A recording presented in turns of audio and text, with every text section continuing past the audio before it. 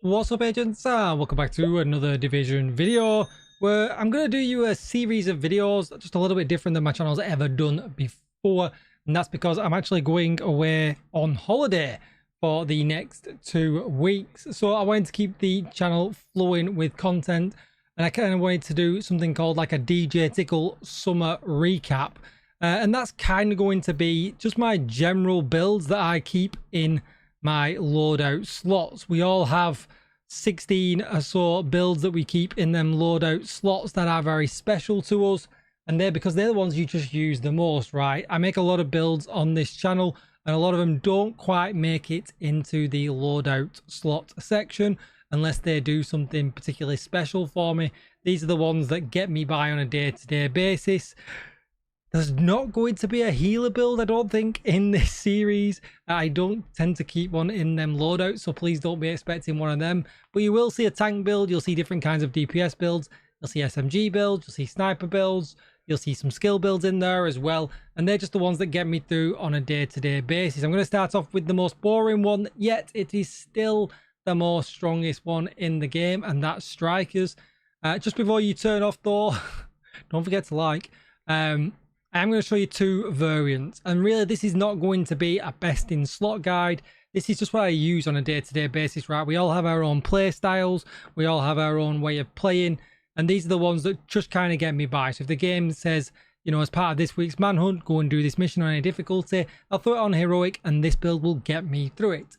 Yes, I can make a few adaptations for if I'm doing the incursion. So for instance, if you're doing the incursion, you might want to put not the Exodus gloves on, but you might want to head into your stash and put something like the Bloody Knuckles on, because the over-the-top buff is very good and things like that. They're always going to be options, but that's generally not what this is going to cover. Right, so before I show you any kind of demo gameplay, I'm going to show you the build right from the rip. This is pretty much starting off with a bit of a unicorn build, but it's one that I have run for such a long time. It's kind of my old faithful.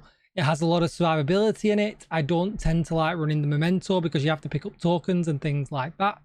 This kind of gives you instant damage and instant bonus armor, so you don't really have to worry about anything else. And it's just an easy go-to build, right? With a lot of damage, obviously, because it's Strikers, and it is super versatile. I like running the Pestilence, but you can run your Lexington, you can run your F2000, you can run your MG5, you can run literally whatever gun, obviously not a sniper, but you can run any gun you want with this build.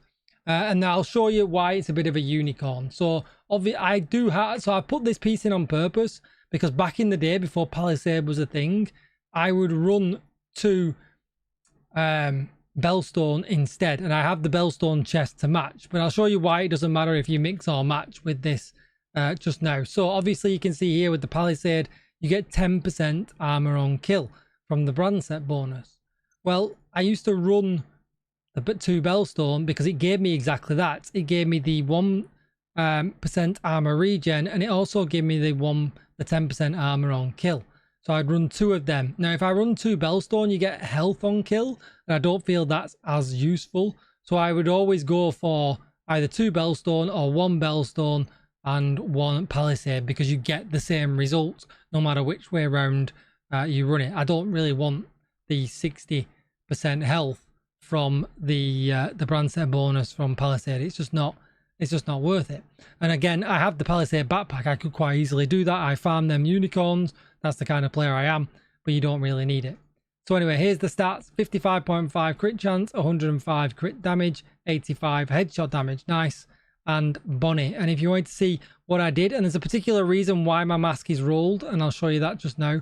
So my mask is rolled with crit chance and a crit chance mod, and I'll get to that in just a second. The gloves have crit damage, the knees have crit damage, and the holster has crit damage as well. Just to be sure, you can see here, this came with crit chance, crit damage, and I rolled the core attribute. Another option there, you could quite easily leave that as blue, and you know, give yourself a little bit of extra survivability. Same with the Palisade chest, crit chance, crit damage with obliterate, crit chance in the mod slot. Again, you could keep that core attribute as blue. The reason why I like this is Bloodsucker's just brilliant, especially in heroic. Killing an enemy adds and refreshes a stack of 12% bonus armor for 10 seconds. If you wanted to run regular Bloodsucker though on on a palisade, you could do. We also get 10% armor on kill from Gunner. Just gives you a lot of survivability and a lot of damage. Now, the reason why my mask isn't rolled crit damage, and you'll be like, why isn't it rolled crit damage? Usually you can just put crit damage on all the attributes and then just keep crit damage in the mod slots, is that if I switch to the alternative version, which has got no survivability apart from the 10% armor on kill, this still works for me, because as you can see here, it stays crit chance, but I just flip a crit damage mod in here, and then everything else can just stay exactly the same. No extra reroll costs all of the time, and we get slightly higher stats with this version. 57.5 crit chance and 130% critical hit damage. Everything else stays the same. It's just a simple swap then of this mod to make that all happen, and you can go all out damage, because if you're in a group, you got a healer and you think, do you know what, I don't need extra survivability or anything like that, you can just end up running with this version instead. I do opt for the backpack version, which isn't quite as on point as perhaps running a group or backpack with unstoppable force or anything like that, but there's no build up. There's build up with that, although there is some extra damage because the crit damage always applies. There is a point where this will overtake. It is quite high up, but I it's nothing in this day and age for the game. So if you want to absolute min max, you can, but this just does me absolutely fine. So with all that said, I've talked a lot. Let's get ourselves reverted back to the other version and we'll run a mission. Alright, so we've got ourselves at DCD headquarters right now. You can see I've flipped back to... Oh, I've not flipped back completely. So let's just make sure I flip back. So we'll check the stats out. So we need a crit chance mod in here, like I said before, so we don't have to re-roll.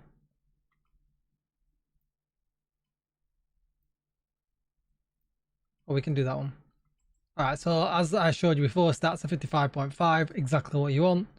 And we are good to go. Why isn't the replay working? Why is it not going blue? It's meant to go blue, right? Ah, weird. Am I tripping though? That's meant to go blue when you select it. There's no particular reason I picked this mission, by the way. Just invaded for the week, so why not? And you can play, you know, a little bit more up front. The minute you get that bonus armor rocking, you've nothing to really worry about. I love the pestilence.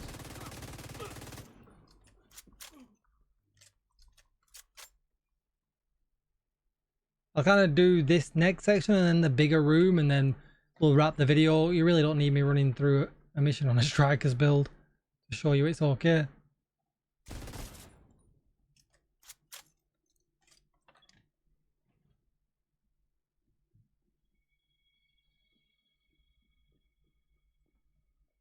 Oh, this is the bigger room, right? So we'll just do this bigger room. That's great.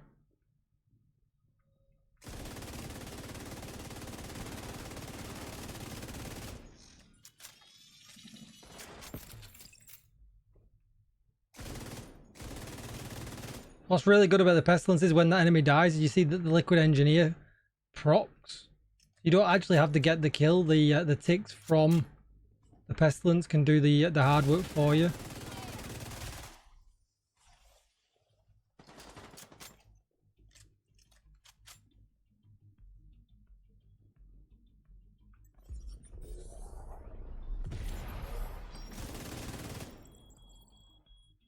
Oh nice, he just died. He can do it all day. Okay, Captain America, chill out.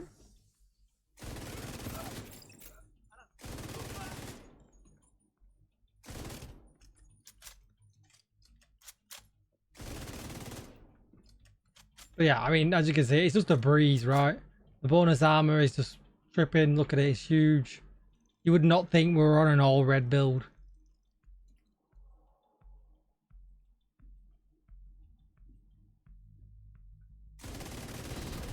Kind of want some more elites to kind of show you it at full force. That's why I'm kind of dragging the video out a little bit. We definitely just gotta do one more room. Let's just do one more room.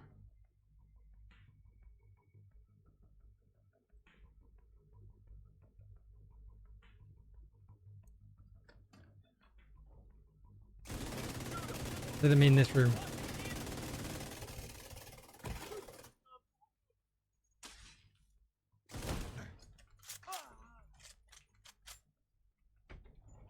a really good combination of stuff when it comes to the bonus armor, to the pestilence. I mean, I could flick to the Lexington and just mow things down as well, I guess. Should we do that in the next room?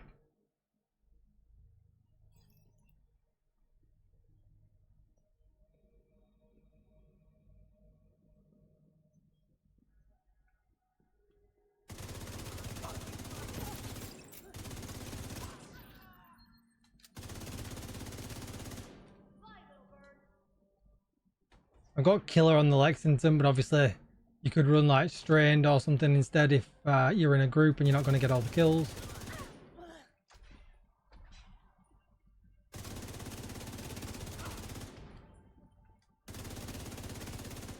Yeah, that's all I need to show you for the video. Don't forget to like, share, comment and subscribe. Thanks for watching, and I'll see you in the next one. Bye bye.